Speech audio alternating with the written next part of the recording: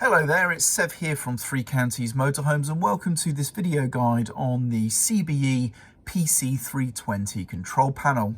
Now this will hopefully cover both sort of variations of this panel that I've seen in the wild. I've seen this version that has the prog button here.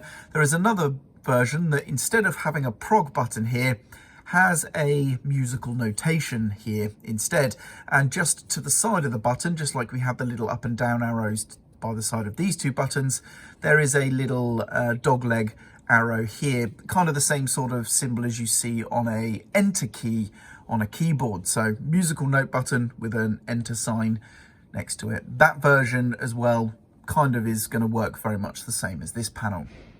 Now this is only going to cover the basic functionality and sort of common things you're going to need to do with the panel.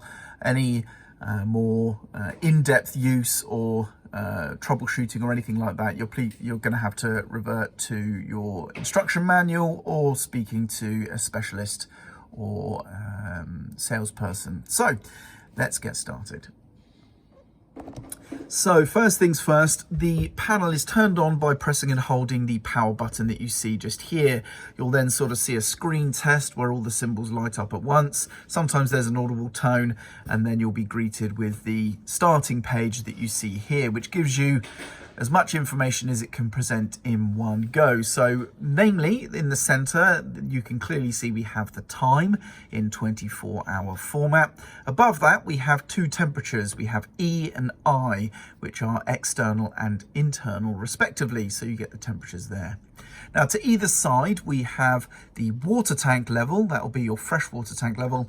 And over here, we have the leisure battery level. Okay, and this is a bar graph or sort of segmented display indicator, giving you an approximation of capacity left in each of those items. Up the top here, you can see various symbols depending on the status of the vehicle. So at the moment, this symbol here shows that we are plugged into mains electricity with the vehicle and both batteries are being charged. Now, there can sometimes be a second symbol, very much like this one that will appear right next to it, has a symbol of a G in it. That will typically be shown when you're driving to show that both of your batteries are being charged as you drive. Sometimes there can also be a G symbol here next to it as well. Other times that can also display down here as well, and I can actually see the faint shape of the icon there as well.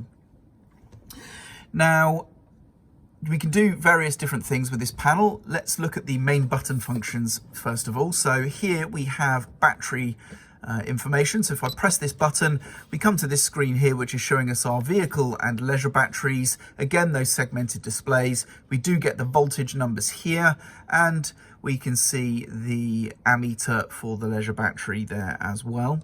If I press the button again, we are back into the starting screen. We get the same for water tanks. So this is the water tank information, and we get to see the freshwater and wastewater tanks respectively. And a second press of the button again brings us back to the starting page. The prog button doesn't have a function on the starting page, but I'll come back to that one because there is more that button does.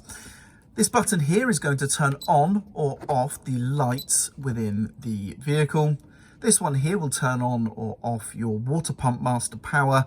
And then if you have it fitted, this button here will turn on or off the de-icer for your gas bottle regulator. So now looking into some additional functions. If you press and hold the water tank button, this is going to then start a filling process. So if you do have an external power point, or potentially even like a whale, proprietary whale style filler or anything like that, this can power that outside point, allowing you to run a submersible pump and therefore fill your tank. And it gives you a real-time reading of your water tank capacity as you do so. So that's quite handy. And simply pressing the water tank button again brings you back to the water tank screen. And yet again, another press will bring you back to the starting page. If we press and hold the prog button, we can enter some settings. So these two buttons now become an up and a down arrow, and prog becomes enter or select. So I can go up or down these two options. So we have clock or system.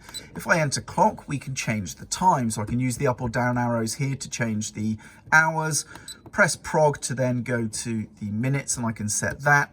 Press prog again, and that is set. And then we get the option of an alarm clock, and if I choose to set that on, we can then set a time for that in the same way. Press prog again to the minutes, and then we get a long beep when we confirm that to show that the alarm is set. And we get this little icon here of a bell. That shows we have an alarm set. I can cancel that alarm by simply doing the same thing again, holding prog to go to the menu, selecting clock, okaying past the main time setting, and then we're here, we can change that back to off. We get the long beep instantly there, and you can see that symbol has been removed. We no longer have an alarm set. Likewise, I can go to the, I don't believe there's any other options in the clock menu, so that is it. So we can go to the system menu. The first thing we can do is set the clock once more. We can set an alarm clock, but then we go to some extra settings. So color allows us to change the color of the display to our liking, and there's various different numbers and tones and strengths of tone to choose from. So you can set those to your preference. The next one is the minimum brightness, which should not require any explanation. We then have tones, which is simply the key beeps. And you can see at the moment, if I choose tones off, we will end up with that symbol just there. The musical note struck through to show that the audible tones are off, but I'm going to keep them on in this case. We can then calibrate the internal temperature. So if we are detecting using a standalone device a different temperature inside the vehicle, we can choose the offset here to make sure that the panel is reading correctly there.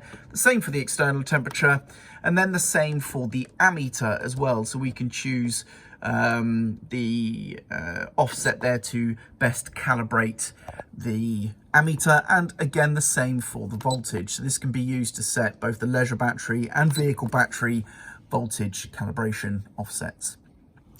S-meter here, this chooses whether or not we have the segmented displays to either side. And if I go save now, you can see on the main starting page we no longer have those displays to either side.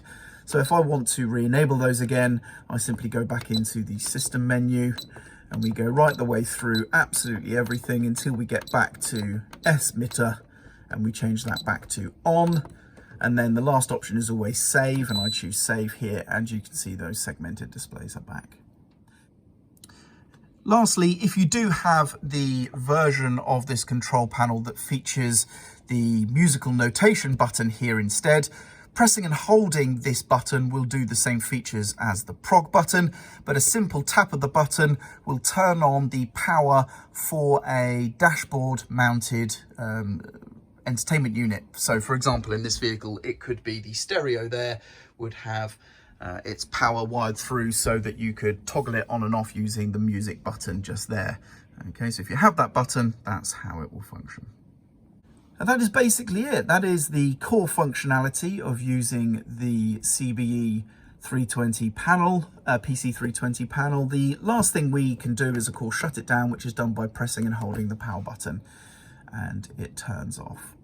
So there we go. That about wraps it up. So I'm Sev. I hope you found this video useful, and thank you very much for watching.